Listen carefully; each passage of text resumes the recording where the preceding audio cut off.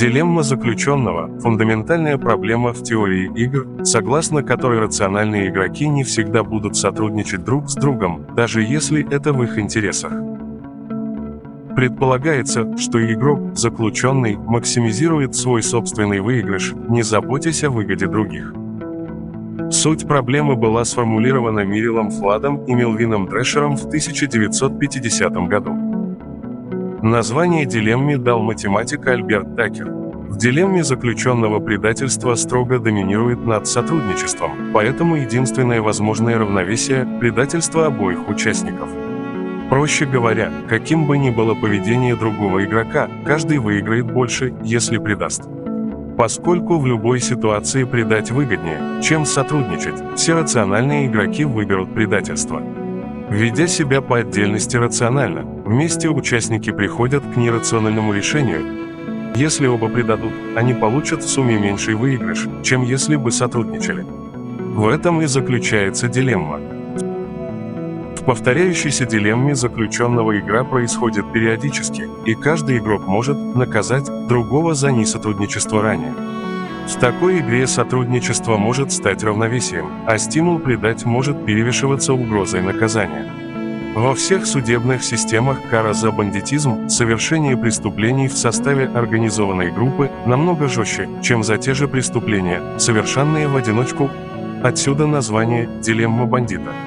Классическая формулировка дилеммы заключенного такова: двое преступников, А и Б, попались примерно в одно и то же время на сходных преступлениях.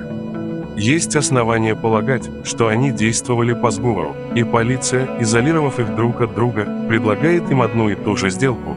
Если один свидетельствует против другого, а тот хранит молчание, то первый освобождается за помощь следствию, а второй получает максимальный срок лишения свободы – 10 лет. Если оба молчат, их деяния проходят по более легкой статье, и каждый из них приговаривается к полугоду тюрьмы. Если оба свидетельствуют друг против друга, они получают минимальный срок по 2 года. Каждый заключенный выбирает, молчать или свидетельствовать против другого. Однако ни один из них не знает точно, что сделает другой. Что произойдет? Дилемма появляется, если предположить, что оба заботятся только о минимизации собственного срока заключения. Представим рассуждение одного из узников. Если партнер молчит, то лучше его предать и выйти на свободу, иначе полгода тюрьмы.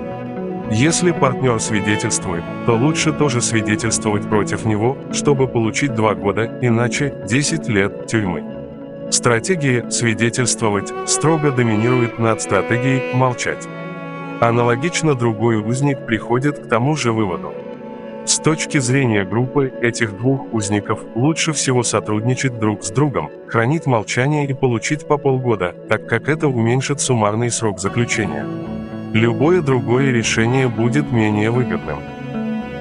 Пример с заключенными может показаться надуманным, но на самом деле есть множество примеров взаимодействия людей и животных, имеющие такую же матрицу выигрышей.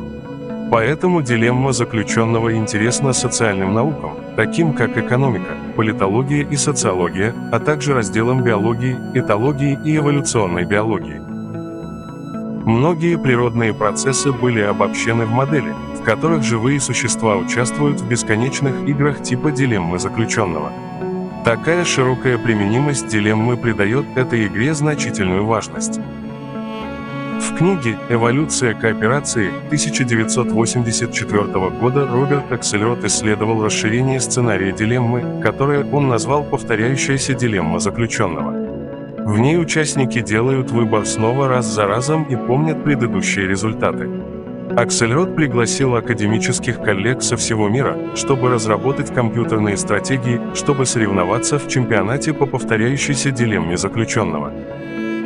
Программы, вошедшие в него, различались по алгоритмической сложности, начальной враждебности, способности к прощению и так далее.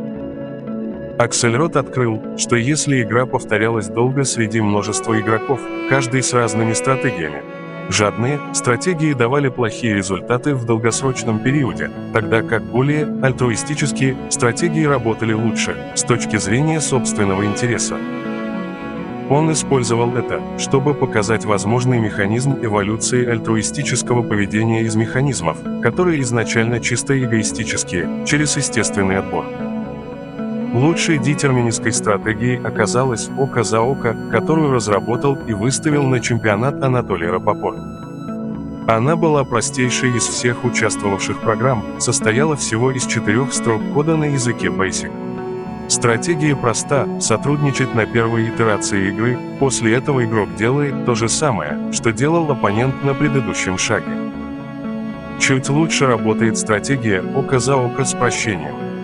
Когда оппонент предает, на следующем шаге игрок иногда, вне зависимости от предыдущего шага, сотрудничает с небольшой вероятностью 1,5%. Это позволяет случайным образом выйти из цикла взаимного предательства. Она лучше всего работает, когда в игру вводится недопонимание, когда решение одного игрока сообщается другому с ошибкой. Анализируя стратегии, набравшие лучшие результаты, Аксельрод назвал несколько условий, необходимых, чтобы стратегия получила высокий результат. Доброе. Важнейшие условия. Стратегия должна быть доброй, то есть не предавать, пока этого не сделает оппонент. Почти все стратегии лидеры были добрыми. Поэтому чисто эгоистичная стратегия по чисто эгоистическим причинам не будет первой бить соперника. Мстительная. Успешная стратегия не должна быть слепым оптимистом. Она должна всегда мстить. Пример прощающей стратегии – всегда сотрудничать. Это очень плохой выбор, поскольку подлые стратегии воспользуются этим. Прощающая. Другое важное качество успешных стратегий – уметь прощать. Отомстив, они должны вернуться к сотрудничеству, если оппонент не продолжает предавать. Это предотвращает бесконечное мщение друг другу и максимизирует выигрыш. Независтливое. Последнее качество – не быть завистливым, то есть не пытаться набрать больше очков, чем оппонент. Таким образом, Аксельрод пришел к утопично звучащему выводу, что эгоистичные индивиды во имя их же эгоистического блага будут стремиться быть добрыми, прощающими и независтливыми.